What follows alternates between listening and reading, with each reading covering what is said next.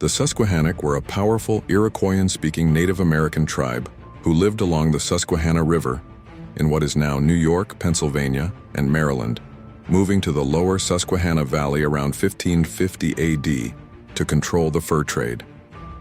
Known for their fortified towns, skilled hunting and farming, they were a significant power when Europeans arrived, but faced conflict with other tribes and eventually dispersed, with some descendants continuing under the name Conestoga Susquehannock. Name and language.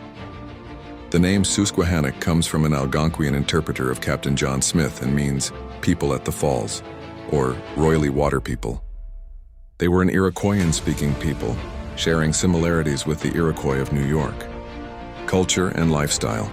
They lived in fortified towns, practiced agriculture, and were skilled hunters and warriors. They were known for creating unique vessels called face pots. History and displacement. Around 1550 AD, the Susquehannock moved to the lower Susquehanna Valley, possibly to better control the fur trade and absorb the earlier Shanks Ferry people. They served as a middleman for furs from native groups further north. By the late 17th century, after conflicts with the Seneca and subsequent displacement, the Susquehannock population significantly declined. Legacy. Some Susquehannock descendants today identify as the Conestoga Susquehannock tribe, carrying on their identity despite a complex history and erasure in mainstream sources. When Captain John Smith first met the Iroquoian-speaking Susquehannock Indians on his 1608 voyage up the Chesapeake Bay, he described them as giants. Smith claimed one warrior's calf measured 27 inches in circumference. Marshall Becker's 1991 research does confirm that the 16th century Susquehannocks were, in fact, taller than most Native Americans of their time. However, they were not nearly as large as Smith leads readers to think. Becker conducted a forensic analysis of 13 complete Susquehannock skeletons, plus long bones from 18 other individuals. The investigation revealed that the males in this skeletal population were, on average, around 5 feet 7 inches tall, and the women were 5 feet 3 inches tall. By modern standards, this is not exceptionally tall. In the United States, the average height of a male is 69.1 inches, or around 5 feet 9 inches. However, the Susquehannocks' average 5 feet 7 inch height is nearly 4 inches taller than the average Englishman in the 1600s. Becker believes the Susquehannocks' high-protein and maize-based diet was responsible for their greater size. The idea of the Susquehannocks being giants was likely further enhanced when the malnourished Europeans stood next to the well-fed Indians.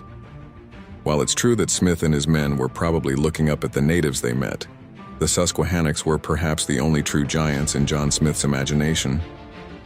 Although the Susquehannocks were essential figures in the early history of the European expansion in the Susquehanna River Valley, very little is known about them, not even their name. It was Captain John Smith on his 1608 voyage up the Chesapeake Bay that first recorded the name Susquehannocks, referring to the 60 Native Americans who came down the river to the bay for trade. Smith received the name from his Algonquin-speaking guide, Taquos. He said it meant people of the muddy river. However, regionally, Susquehannock was not the agreed-upon name. The Lenape called them Minquas, which translates to treacherous, which was an obvious reflection of the raids the Susquehannocks had made on the Lenape during the 17th century. Birth of the Conestoga. The French had yet another name for the Susquehannocks. They called them Andaste, or Gandastogues, which means the people of the blackened ridgepole. This is thought to be a reference to the conflicts in which the Susquehannocks were involved. Eventually, Gandastogues became anglicized into Conestogas, the name which these Native Americans were known by in Lancaster County during the 18th century. A similar theory is that the name Conestoga came from the Iroquoian word Conestogue, which means place of the upright pole.